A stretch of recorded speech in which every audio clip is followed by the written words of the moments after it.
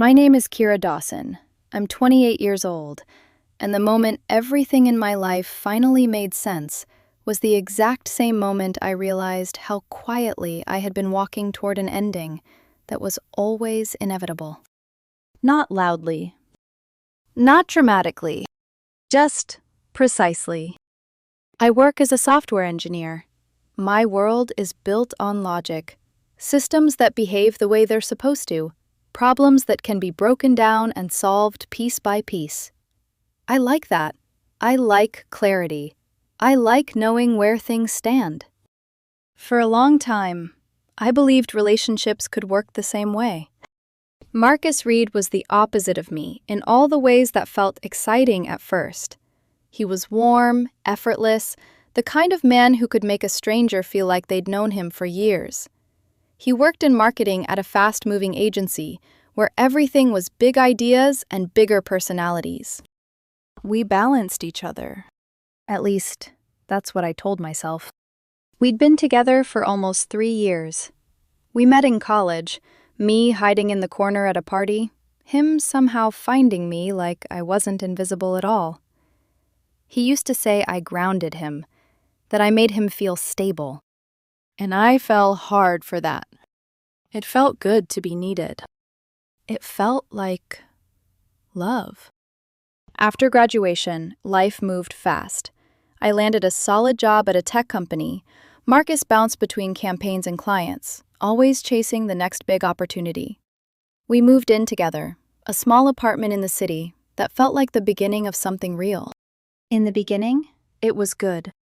We'd eat dinner on the couch, binge shows, talk about the future like it was something we were building together. Then, things shifted. It wasn't sudden. It never is. Marcus started going out more. Work events, networking nights, drinks that turned into early mornings. He'd come home smelling like smoke and expensive cologne that wasn't his, collapse into bed, and be asleep before I could even ask how his night went. At first, I didn't question it. People need space. I didn't want to be that girlfriend, the controlling one. So I told myself it was normal. Then the comparison started. "Why can't you loosen up like my friends?" he'd say during arguments. "You're always so predictable." That word, predictable. It stung more than I let on. Because predictable meant reliable. It meant I showed up. It meant I was building something real. But the way he said it made it sound like a flaw, like I was the problem. Micro commentary. When someone turns your best trait into a weakness, it's not teasing, it's a warning. About 6 months ago, there was a night I still remember too clearly. I'd just pulled an all-nighter fixing a critical bug for a client. My eyes burned. My body felt like it was running on nothing. All I wanted was quiet. Maybe dinner. Maybe just to sit next to him and feel like we were still us. But when I walked in, Marcus was already dressed. Hairstyled, shirt fitted, energy I didn't have. He was scrolling through his phone, smiling at something I couldn't see. "I'm heading out," he said casually. "Jade's DJing tonight. It's going to be insane." Jade Collins. His coworker. His best friend. I'd met her a few times. Beautiful, in that effortless way. Loud, magnetic, the kind of woman who drew attention without trying. Marcus lit up when he talked about her, in a way that made something in my chest tighten. I tried to keep my voice steady. "We barely saw each other this week," I said. "Maybe we could just stay in tonight, order something, watch that movie you mentioned?" He didn't even look up right away. Then he sighed, like I was asking for too much. "Kira, not tonight," he said, adjusting his watch. "You should come out sometime. Might actually be good for you." Clubs weren't my thing. Crowds, noise. It drained me even when I wasn't exhausted. And I was exhausted. But that wasn't really the point. I hesitated, then finally said what I've been holding back for weeks. I'm just worried, I admitted quietly. You and Jade seem really close lately. Is there something I should know? That was the moment everything shifted. Marcus looked up, and the expression on his face wasn't guilt. It was annoyance. Worried about what? He said. That I'm actually having fun? That's not what Jade's just a friend, he cut in. She gets me. She actually lives life. She doesn't sit around analyzing everything. That landed harder than I expected. I'm not trying to control you, I said carefully. I just feel like we're drifting. You're gone every weekend, and when you're here, you're not really here. He laughed. Not warmly. Sharply. Not enough? He repeated. Maybe you're right. And then he said it. The sentence that ended everything, even before I realized it. If you don't like how I live, Kira, then leave. He grabbed his jacket like the conversation was already over. I'm not changing for anyone, he added. I'm young. I want excitement, not this routine. Jade gets that.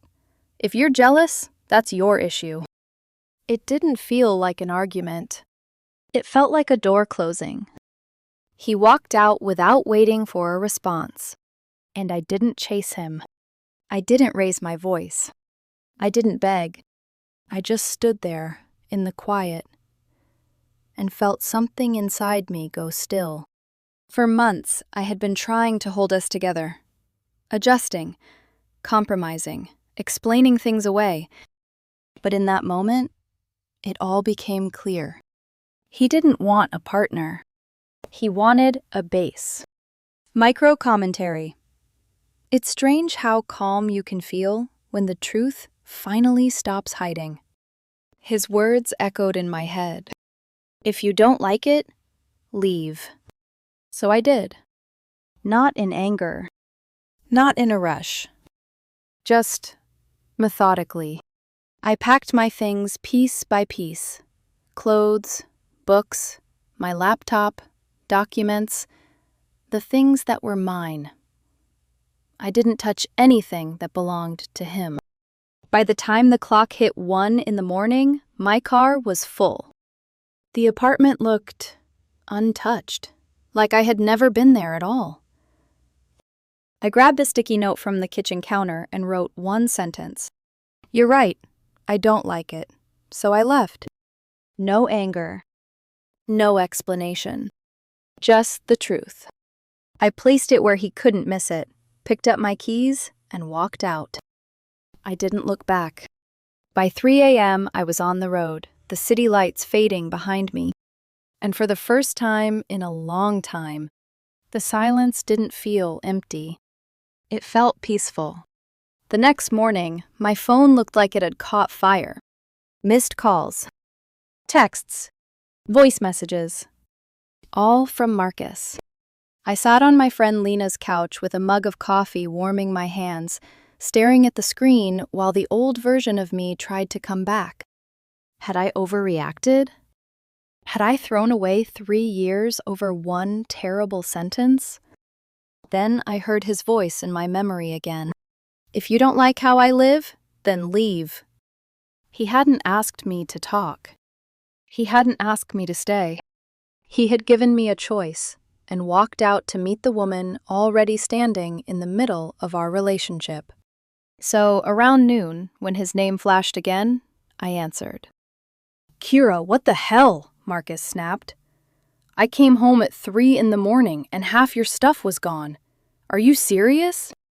Yes, I said. I am. There was a pause, like he expected panic, tears, apologies. When they didn't come, his anger sharpened. This is ridiculous. You packed up and left because I went out? Jade and I were just having fun. Nothing happened. You're acting like a child. Nothing? I repeated quietly. You've been pulling away for months. Late nights, constant texts, making me feel like I'm holding you back. You told me to leave if I didn't like it, so I left. His tone changed then. Not softer. Strategic. Fine, he said. Maybe I've been distant. But relationships have ups and downs. You can't just disappear without talking. I tried talking. No, you accused me. I asked if there was something I should know. He exhaled hard. Jade is fun, okay? She gets me. But she's not you. You're the stable one, the person I come home to. And there it was, the sentence that made my stomach drop. Because he didn't hear himself. You're the stable one, not the loved one, not the chosen one, the stable one. Then he said the part that made everything painfully clear. I need both, Kira, excitement and security. Why does everything have to be so old-fashioned with you? I almost laughed, not because it was funny, but because it was finally honest. Micro commentary. When someone says they need excitement and security, what they often mean is they want freedom for themselves and responsibility from you. No, I said. We're done. Done? He snapped. You're really ending 3 years like this? You ended it when you told me to leave. You're twisting everything. I'm listening to exactly what you said. His voice dropped. If you loved me, you'd fight for us. My throat tightened, but I didn't give him the reaction he wanted. Goodbye, Marcus. I hung up. Then I blocked his number. No screaming match, no dramatic reunion, no final scene where love fixes disrespect. Just a quiet ending.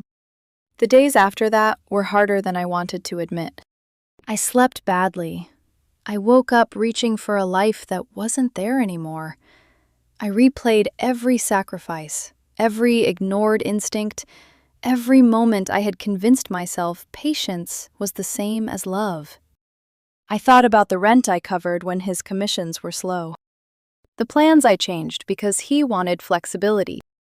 The nights I waited up while pretending I wasn't worried. It hurt, but it also felt clean.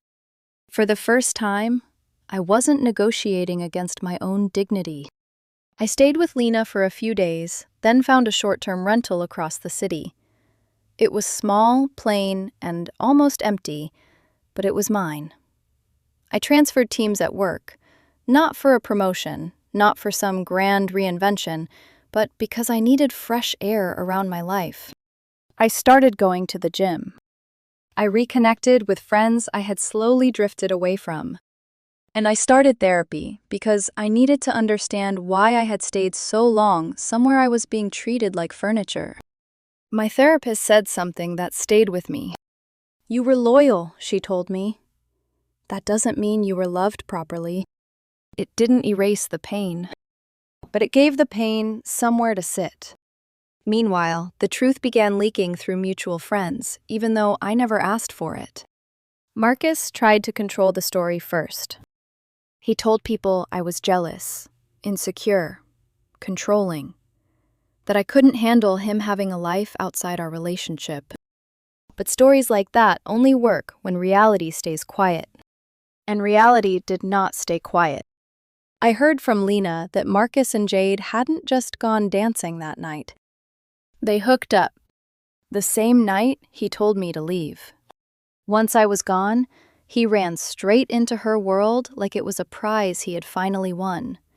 He started posting pictures from clubs, rooftop bars, after parties, captions about freedom, about living without limits, about choosing people who match your energy. I didn't respond. I didn't watch. But sometimes mutual friends talk because silence makes them uncomfortable.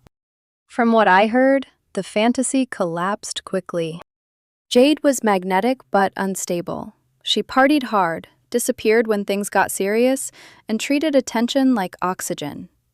Marcus, who thought chaos looked glamorous from the outside, suddenly had to live inside it. She used his apartment like a hotel, borrowed his car, borrowed money, then vanished for days and came back acting like nothing happened. At first, Marcus defended her. Then he started looking tired in photos. Then the photos stopped. Micro commentary. Chaos feels exciting when you're watching it from a distance. It feels different when it starts sleeping beside you. About a month after I left, Lena called me. I wasn't going to say anything, she began, which always means someone is about to say everything. What happened? I asked. She sighed. Marcus is spiraling. I stayed quiet. He and Jade got into a huge fight. She kicked him out of some party, humiliated him in front of everyone. Then he found out she was still seeing someone else. He's broke, embarrassed, and telling everyone he misses you. I waited for the satisfaction to arrive.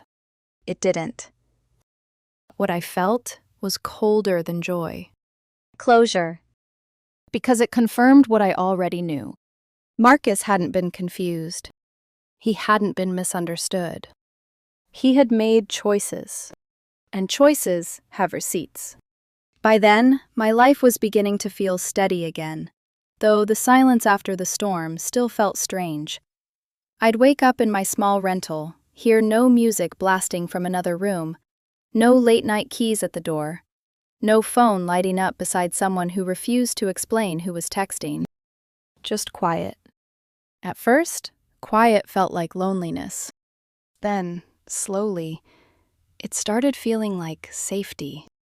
I bought second-hand dishes, hung one framed print above the couch, learned how to cook for one without feeling abandoned.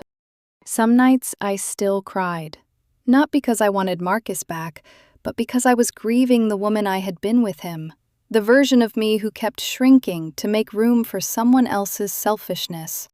And then Marcus tried to come back. Not directly at first. Texts from unknown numbers. Kira, can we talk? I know I messed up. Jade was a mistake.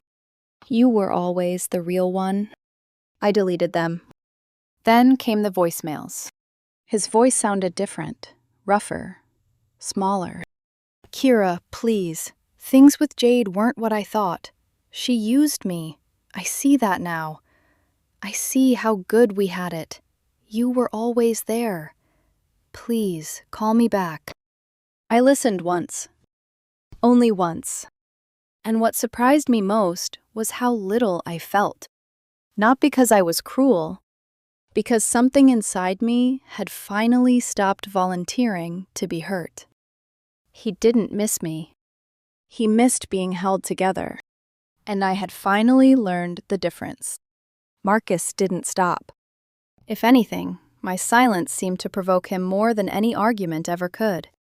The texts kept coming, from new numbers, different tones, shifting strategies like he was trying to find the version of himself that would work on me again. Kira, I'm not okay. I messed everything up. I know you're the only one who ever really cared about me. Then, when that didn't work, you're really just going to ignore me after everything we've been through? You're cold. You've changed. Micro commentary. When someone loses access to you, they'll often try every version of themselves until one gets a reaction. I gave him none. Then he started sending people. The first was Lena Carter, a mutual friend from his side. She texted me one afternoon like nothing had changed. Hey, can we talk? I already knew where it was going. I'm busy, I replied. It's about Marcus. Of course it was. I didn't respond right away, but she kept going. He's not doing well, Kira. He's been drinking a lot. He regrets everything. You meant more to him than you think. I stared at the message for a long time. Not because it moved me, but because it felt so familiar. The narrative. He's struggling. He needs you. You're the solution. I typed slowly. He didn't lose me. He gave me away. There was a long pause. Then she replied, "People make mistakes. 3 years doesn't just disappear." "It didn't," I said. "It taught me exactly what I won't accept again." She didn't text back after that. A few days later, his mother called. Unknown number. I almost didn't answer, but I was expecting a work call. "Kira?" a woman's voice said. "This is Diane Reed, Marcus's mother." I closed my eyes briefly. "Yes. I think we need to talk." There was no hesitation in her tone, no uncertainty, just expectation. "I'm listening." "Marcus is going through a very difficult time," she said. "He's made some bad choices, but he's young. He needs stability. He needs someone grounded. He needs you." There it was again. Not love. Need. He had that, I said calmly. He made a mistake. He made a decision. She exhaled sharply. "Relationships take work, Kira. You don't just walk away when things get hard." "I didn't walk away when things got hard," I replied. "I walked away when I was told I didn't matter." There was a pause. Then her tone shifted, less persuasive, more critical. "You're being stubborn. Marcus is not perfect, but neither are you. Jade is clearly not good for him. You are. That should matter." It almost would have, months ago. Back when I still believed love meant fixing people who broke you. "It doesn't," I said. Before she could respond, another voice cut in. "Kira. Marcus." He must have been right there, waiting. His voice sounded strained, like he hadn't slept. "Please," he said, "just hear me out." I didn't hang up. "Not yet." "I'm listening." "I know I messed up," he said quickly. "I thought I wanted something different, something more exciting. But I was wrong. Jade, she wasn't what I thought. She used me, Kira. She played me." I said nothing. "I see it now," he continued. "I see everything. You were always there. You were the one who actually cared. I just didn't appreciate it. But I do now. I've changed. I'm in therapy. I'm trying to fix myself." It sounded practiced, like something he had rehearsed. "I'm glad you're working on yourself," I said. Silence. Not the response he expected. "Kira," his voice cracked slightly. "Don't do this. Don't just erase us. We had something real." "We did," I agreed. "So come back," he said quickly. "We can start over. I'll do better. I'll cut out the parties. I'll stop everything. Just come back." There it was. The offer. Not of partnership. Of adjustment. Temporary. Conditional. Reactive. "I don't want to come back," I said. The silence that followed was heavier this time. "Why?" he asked, the words sharp. "Because of one mistake?" "No," I said. "Because of a pattern." "That's not fair." "It is." "I said I'd change." "You said a lot of things." His breathing picked up. I was confused. "You were clear." "I didn't mean it like that." "You meant it enough to say it." His tone shifted again, frustration bleeding through. "So that's it?" he snapped. "You're just going to throw everything away? After everything I've done for you?" I almost smiled at that. The pivot. From apology to entitlement. "You didn't do things for me," I said calmly. "We were in a relationship. That's what people do." "You're unbelievable," he muttered. "You're acting like you're perfect." "I'm not perfect," I said, "but I didn't treat you like a backup plan." That hit. I could hear it in the silence. Then, just like before, The mask slipped completely. "You know what?" he said, his voice hardening. "Maybe you were holding me back. Maybe I needed to get out to see what else was out there." I didn't react. "And now you're what?" he continued. "Alone in your little apartment, pretending you're better than me?" I looked around my space. Quiet. Clean. Peaceful. "No," I said. "I'm not pretending." That was the last thing I said before I hung up. And this time, I blocked every number he had used. Every door. Every window. Every possible way back in. Because closure doesn't come from one conversation. It comes from consistency. After that, the attempts slowed. Then they stopped. And something unexpected happened. Life opened up. Not all at once. Not dramatically. Just steadily. I settled into a routine that felt like mine again.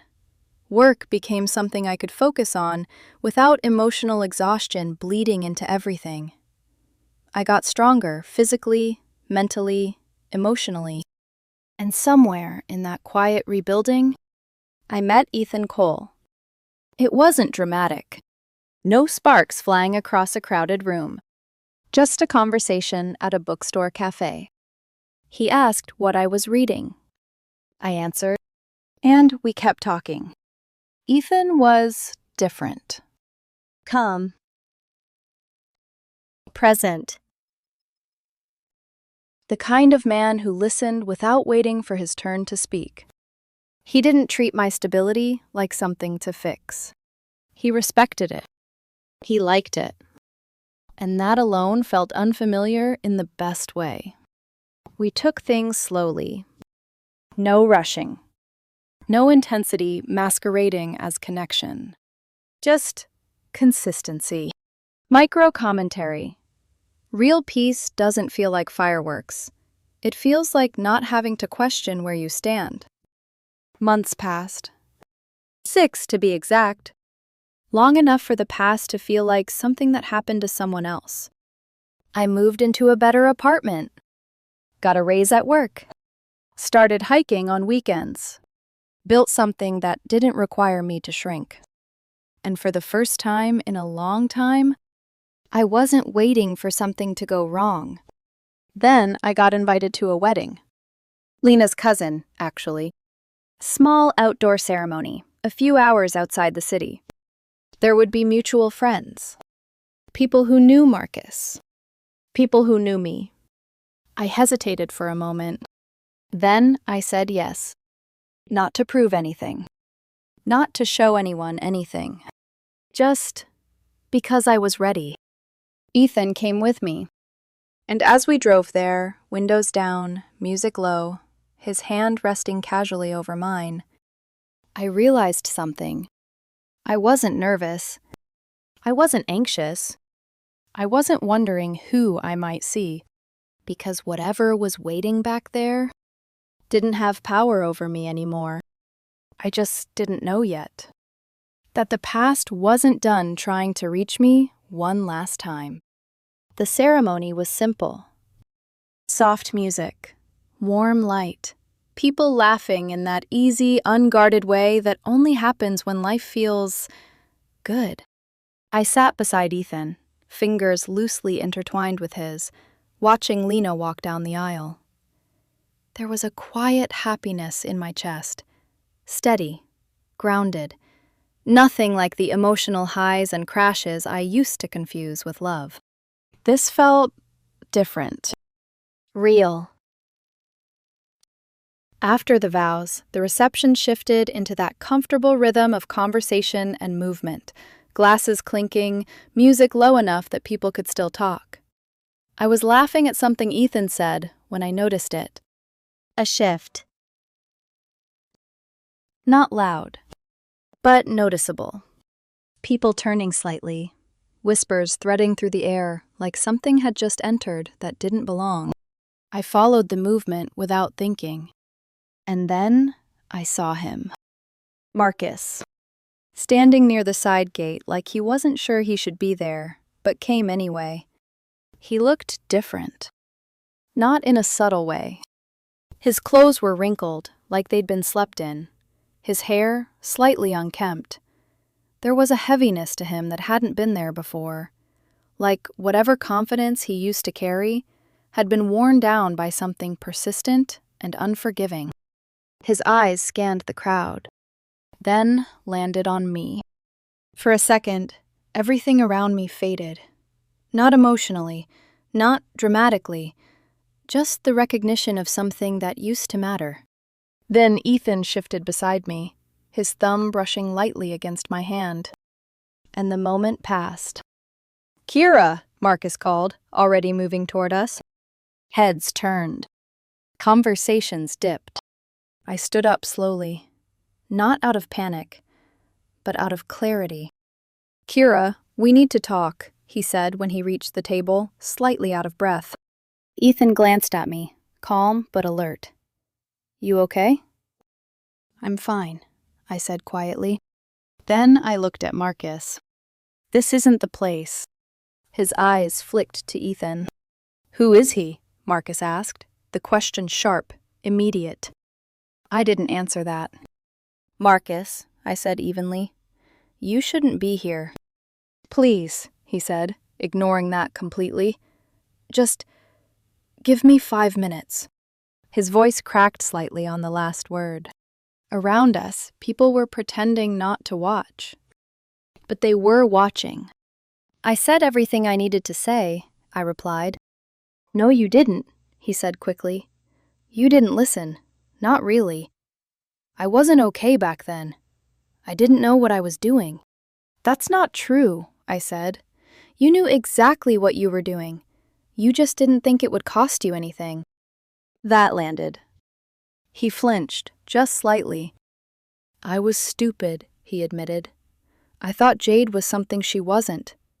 I thought I wanted that life, but it destroyed me, Kira. She ruined everything." There it was. Not accountability. Blame. I held his gaze. "No," I said quietly. "You ruined it. Jade just showed you who you chose to be." His jaw tightened. "I've changed," he said quickly. "I'm in therapy. I'm trying to fix things. I lost my job. My friends won't even talk to me anymore. I've got nothing left." That word. Nothing. He stepped closer. "But we had something real," he continued. "You and me. That didn't just disappear. You can't tell me it did."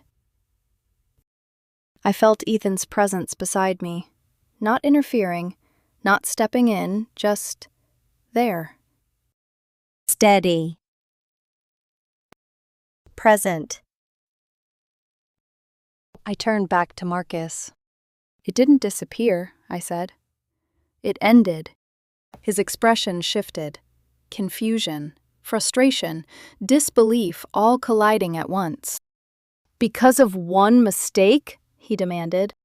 "No," I said. "Because of how you saw me." He shook his head, running a hand through his hair. "That's not fair. I loved you."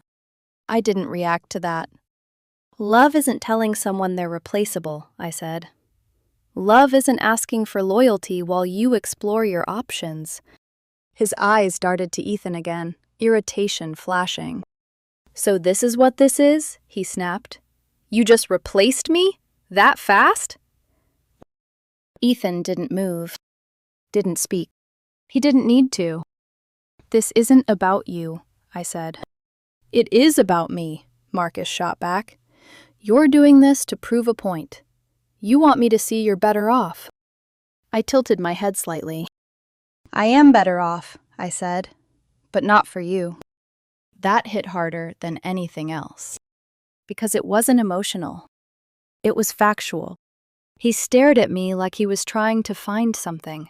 Any crack, any hesitation, any version of me that still cared the way I used to. There wasn't one. "I deserve another chance," he said finally, his voice tightening with frustration. "After everything we had, I deserve that. I shook my head once. No, I said. You deserve the outcome of your choices. Silence. Not just between us. Around us. Even the background noise seemed to dip for a moment. Marcus blinked, like he didn't understand the language anymore. You're really just going to walk away? He asked. I almost smiled. I already did, I said. And then, just like the first time, I ended it simply. Goodbye, Marcus. For a second, he didn't move. Then his face hardened. Fine, he muttered. Stay in your safe little life. See how long that lasts. There it was. The bitterness. The same one that had always been there, beneath the charm. He turned abruptly and walked away, pushing past a few guests without looking back. A few whispers followed him. Then the music slowly rose again. Conversations resumed. Life continued. Like he had never been part of it. I sat back down. Ethan looked at me, not with questions, but with quiet understanding. You okay? He asked. I nodded. I am. And I meant it. Not because it didn't hurt, once, but because it didn't hurt anymore. Later that night, as we walked back to the car under a sky scattered with stars, Ethan slipped his hand into mine again. Warm. Steady. Certain. And I felt it fully then. Not relief. Not revenge. Not even closure in the way people usually think about it. Something better. Peace. Marcus wasn't my responsibility anymore. He wasn't my problem to solve. He wasn't my lesson to keep relearning. He was just someone I used to know. And I finally understood something that had taken me too long to learn. Micro commentary. The hardest part of leaving isn't walking away. It's accepting that you're not the one who gets to save them. And the best part? Realizing it was never your job.